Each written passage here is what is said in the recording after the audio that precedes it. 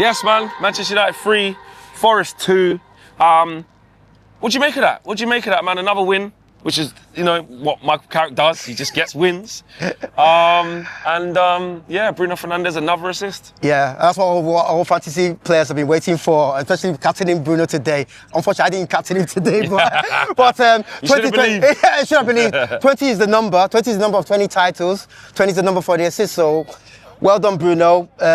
He's got all the acclaims, everything for this season. I wish he'd been played a bit more advanced or more earlier. He would have probably got more. Yeah, but, definitely would have. He would have got more, but. Well, good performance from all the guys. As I said, with Carrick, as I said, he gives us entertaining football, and he's always on the edge of our seats, especially thinking, when we let the teams back into it, you're always thinking, we probably need to score that one to get that cushion there, because you're on the edge of your seats. They're thinking if the team equalise, it's another 3 points gone. Kind of nervy, but I'm sure once we... I'm not going to talk about next season now, but once... No, we have to talk about next season because because it's the end of this season. It's the end of this season. Yeah, it's this season. And there's one more game left, but we've got our position sorted. We will finish third. So yeah, definitely. We have to talk about next season. For next season, what are you expecting? What needs to happen in the summer for you? Obviously, Michael Carrick is going to be our manager. Yeah, and how do you see it for next year? Well, what I see for next year is... we get to qualify for the Champions League again, but I think it's all about, as I said at the beginning, it all starts with the recruitment. The INEOS would have to keep to their promise of delivering the transfer budget and the players that we need.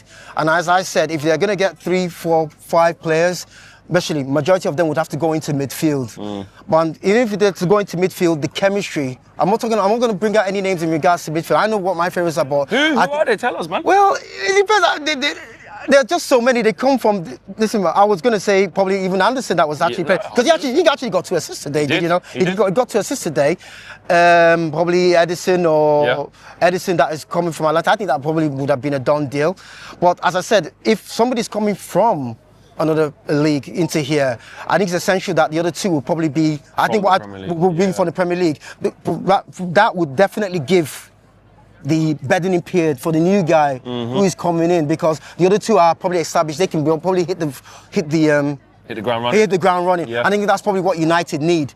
And I think in terms of the midfield, as I say, I think the midfield is the hardest part in building a team. It is. And it's the hardest part. And I think the chemistry has got to be right, because if the chemistry is not right, the strikers will not get the opportunities to get the goals and be scoring goals on a consistent basis. What about Michael Carrick? How do you feel about him as the manager for next season? How do you feel about the room for him to grow? How do you feel about what you've seen from him so far? And do you feel safe look, it hasn't been announced yet, but he's going to be the manager? Of course, he's definitely. Are you good with that decision? Do you know, I'm actually good with this decision.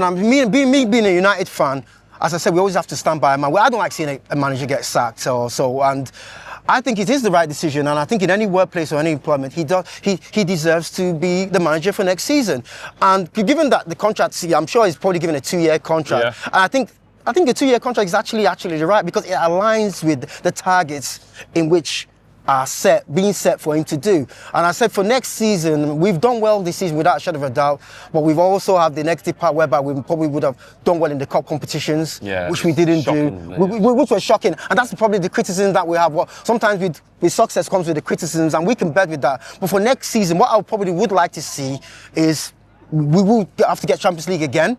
Then maybe the cup competitions, especially the Champions League, I think we could do well to at least get to the quarters. But let's get to the knockout stages and take it from there. Then on the domestic front, at least try and get to the final, at least one of them. Then even in the league, we came third. Why don't we just try and push for second? Who knows? Or we can even go and push for second. You're looking at a title race. Or probably go and win the league. Or go and win the league. Listen, it's like we always think about our own team, and rightly so, but everyone wants to strengthen. Every summer that comes up is the biggest summer. Every team wants to improve. Look what's happened to Liverpool. They got to bounce back. Look at Chelsea. They've got Xabi Alonso now. Interesting to see what happens there.